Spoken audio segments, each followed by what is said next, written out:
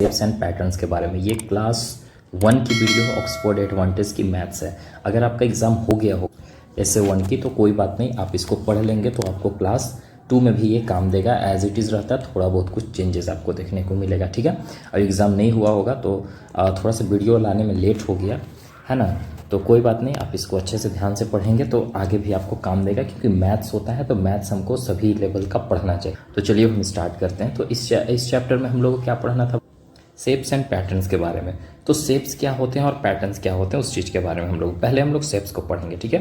Patterns कहने का मतलब ये चीज़ कि कुछ पैटर्न्स होता है, जैसे कि एक तरह का ऐसे गया, फिर इस तरीक़ा से गया, फिर इस तरीक़ा से गया, तो ये एक पैटर्न में जा रहा है, इस तरीक़ा से फिर इस तरीक़ा से, मतलब एक सिस्टम है। तो इसको हम आपको बताएंगे, तो अभी ये मत समझो, इसमें दिमाग लगाओगे तो नहीं समझ में आएगा। अभी हम लोग समझते हैं शेप्स के बारे में, ठीक है। शेप्स किसको बोलते हैं, देखो जनरली हम लोग क्या कहते हैं, Firoz has a box full of toys. एक फिरोज नाम का लड़का है, उसके पास पूरा खिलौना है, ठीक है। देखो बॉक्स में बहुत सारा खिलौना है।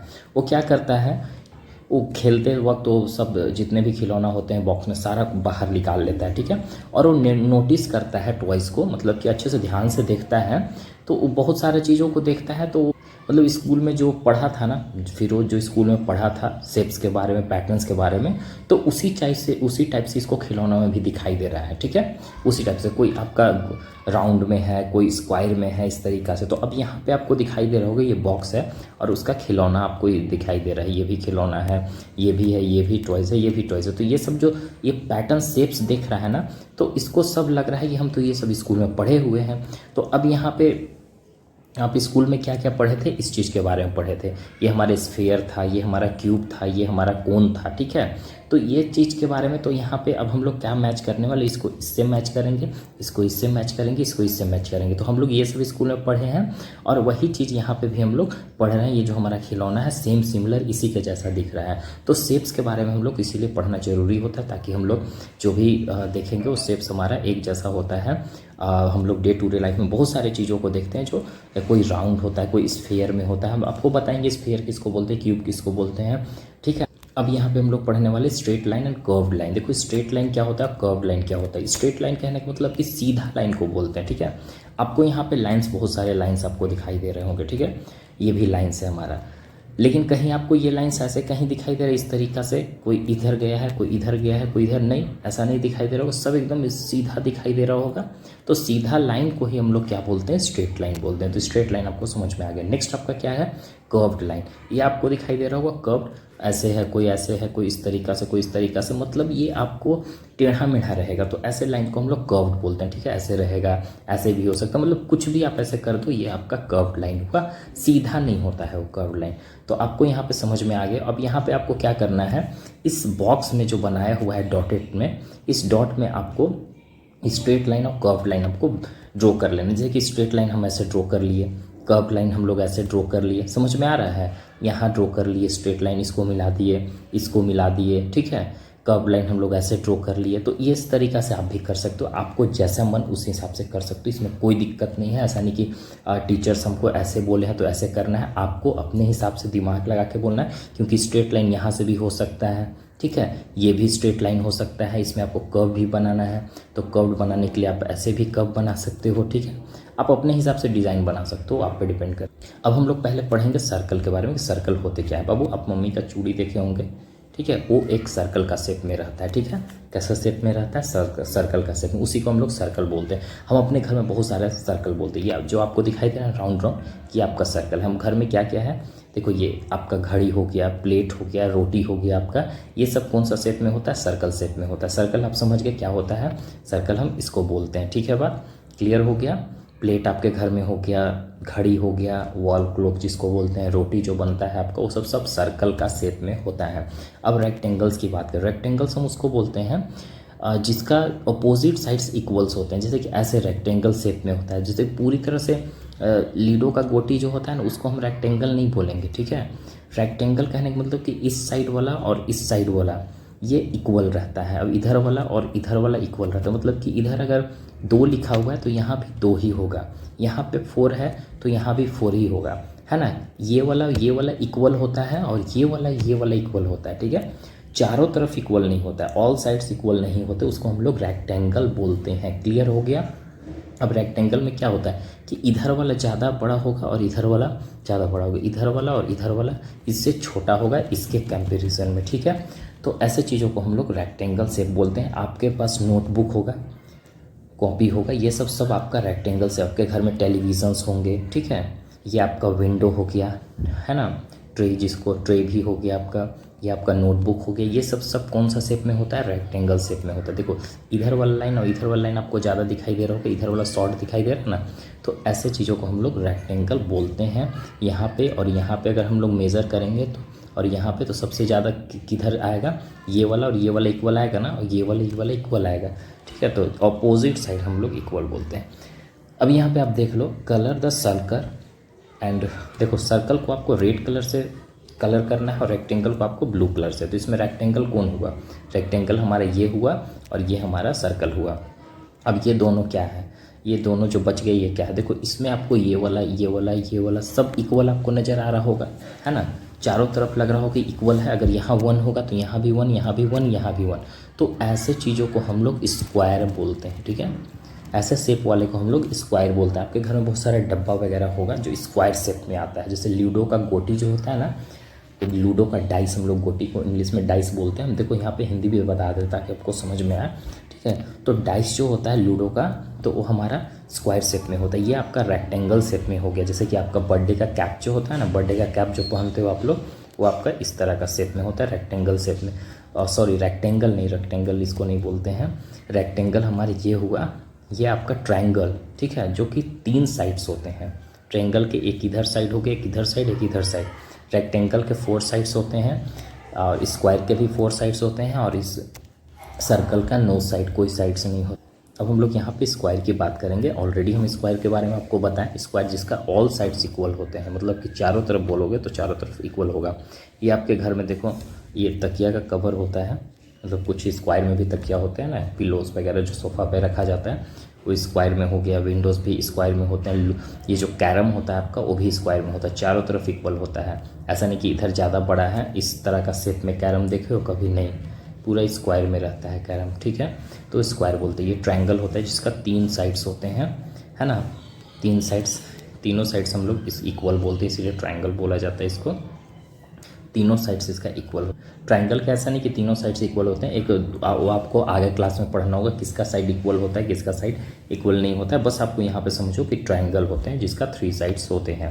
ये ट्रायंगल के आपको शेप में दिखाई दे रहे हैं, है ना, ये सब ओके, क्लियर है। अब यहाँ पे क्या बोल रहा है कि colour the square green and the triangle yellow. अब यहाँ पे स्क्वायर को ग्रीन से कलर करना है, ट्रायंगल को येलो से। इसको आप येलो से करेंगे, इसको आपको ग्रीन। अब हम लोग कुछ डॉटेड लाइन को यहाँ पे कंप्लीट करना है हमको, ठीक है। Trace the dotted lines and complete the shapes. आपको इसको ऐसे करके कंप्लीट कर लेना, ठीक है। पेंसिल से आप इसको अच्छे से कंप्लीट कर लेना, है ना, जो डॉटेड लाइन दिए गए होंगे। स्क्वायर के पास 4 स्ट्रेट लाइन होते हैं। देखो इसके पास 1 straight line, 2 straight line, 3 straight line, 4, तो इनके पास 4 स्ट्रेट लाइन होते हैं। रेक्टेंगल के पास भी 4 स्ट्रेट लाइन होते हैं। इसके पास कितने स्ट्रेट लाइन होंगे, 3 स्ट्रेट लाइन होंगे, आपको दिखाई दे रहा हो। सर्कल के पास कोई भी लाइन, स्ट्रेट लाइन नहीं होता है, ठीक है। अब यहाँ पे देखो बाबू, ये कुछ बोल रहा है कि जैसे कि आप अपने क्लासरूम में देखो, बहुत सारे क्लासरूम में ऐसे चीज़ होते हैं जो कि कुछ स्क्वायर के शेप में होंगे, कुछ रेक्टेंगल के शेप में होंगे, कुछ सर्कल के शेप में होगा, ठीक है। तो आप यहाँ पे एक सिंपल सा लिख सकते हो, ब्लैक बोर्ड हो गया, कौन सा शेप में होता है, रेक्टेंगल का शेप में हो जाता है। आपका जो विंडो हो जाता है, तो विंडो आप वहाँ पे स्क्वायर का शेप में लिख सकते हो। तो ऐसे बहुत सारे चीज़ें होते होंगे आपके क्लास में जो कि आप देख सकते हो, आप देख के आप उसको कर लेना। अब यहाँ पे देखो चैलेंज क्वेश्चन मेनली लोग नहीं समझ पाते हैं, लेकिन बहुत ईजी होता है। Complete the flowing, right their names. इसको आपको कंप्लीट करना है, इनका नेम लिखना है। जैसे कि हम यहाँ पे एक स्ट्रेट लाइन क्लिक किए, ठीक है, एक यहाँ पे हम स्ट्रेट लाइन क्लिक किए, ठीक है, और यहाँ पे इसको हम ऐसे कर्व लाइन बना दिए। तो अब ये हमारा किस शेप में हो गया, आप बता सकते हो। अब सिंपल, ये हमारा क्या हो गया, स्क्वायर हो गया, ये हमारा क्या हो गया, ट्रायंगल हो गया, ये हमारा सर्कल हो गया, ठीक है। आप यहाँ पे स्क्वायर लिखोगे, ठीक है, यहाँ पे ट्रायंगल लिख लेना, आप खुद से भी लिख सकते हो, और यहाँ पे हम लोग सर्कल लिख देंगे, ठीक है। अब देखो हम लोग पैटर्न को पढ़ते हैं। पैटर्न होते क्या हैं, देखो पैटर्न एक ऐसा चीज़ है ना कि जिसके हिसाब से हम लोग को आगे बढ़ना होता है, ठीक है।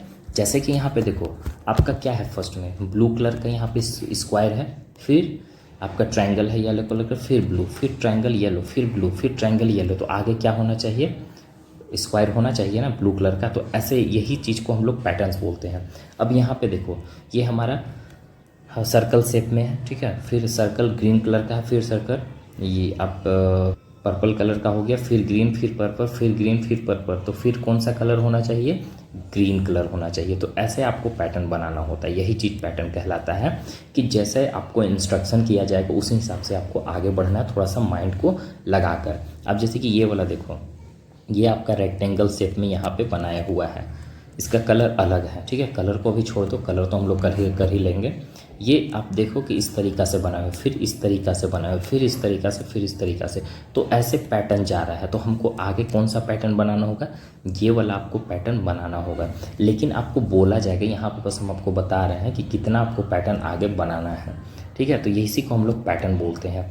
अब यहाँ पे देखो सारा ट्रायंगल है, लेकिन एक ट्रायंगल बड़ा है, फिर छोटा, फिर बड़ा, फिर छोटा, फिर बड़ा, फिर छोटा, तो फिर हमको बड़ा ट्रायंगल यहाँ पे ड्रॉ करना होगा, ठीक है। उसका कलर उसी अकॉर्डिंग करना होगा, बड़ा वाला जो ट्रायंगल है कौन सा कलर का, उस अकॉर्डिंग आप कलर कर लेना। अब यहाँ पे बोला जा रहा है colour the continue the pattern. अब यहाँ पे पैटर्न्स तो ऑलरेडी आपको बना कर दे दिया गया, लेकिन उसको कलर करना है कि जो पैटर्न है, जो कलर है पैटर्न में, उसको आपको कंटिन्यू करना है। तो यहाँ पे देखो ब्लू है, purple, blue purple, blue purple, तो यहाँ पे कौन सा कलर होना चाहिए, ब्लू, फिर आप करोगे पर्पल, उसी अकॉर्डिंग यहाँ पे भी आपको करना है। बहुत ईजी है, कोई प्रॉब्लम नहीं होगी आपको। अब यहाँ पे draw and continue the pattern, आपको क्या करना है, यहाँ पे ड्रॉ करने से कि यहाँ पे ट्रायंगल है, सर्कल है, ट्रायंगल है, सर्कल है, ट्रायंगल है, सर्कल है, तो यहाँ पे हम लोग क्या ड्रॉ करेंगे, ट्रायंगल फिर सर्कल। उसी तरह से ये भी आप कर लेना, बहुत ईजी होगा। और अपने हिसाब से इसको कलर करना चाहोगे तो कलर कर सकते हो, जैसे कि इसको ब्लू कर लेना, इसको रेड, या तो आप जो अच्छा लगे दोनों को दो कलर में करना, उसी अकॉर्डिंग चलना, blue red, blue red, blue red, ठीक है। ऐसा नहीं कि एक में ब्लू किए, फिर रेड किए, फिर पिंक किए, फिर येलो किए, ऐसा नहीं, पैटर्न ऐसा नहीं होता है, एक सीक्वेंस में होना चाहिए। कैसे हम लोग नोटबुक क्लास 1 का नोट्स रखें, फिर क्लास 2 का, फिर क्लास 3 का, ऐसे ऐसा नहीं ना रखेंगे। अगर हम क्लास 1 का रख रहे हैं, फिर क्लास 3 का रखेंगे, फिर क्लास 5 का रखेंगे, तो ये भी एक पैटर्न ही बन गया हमारे, एक एक को छोड़ कर रख रहे हैं।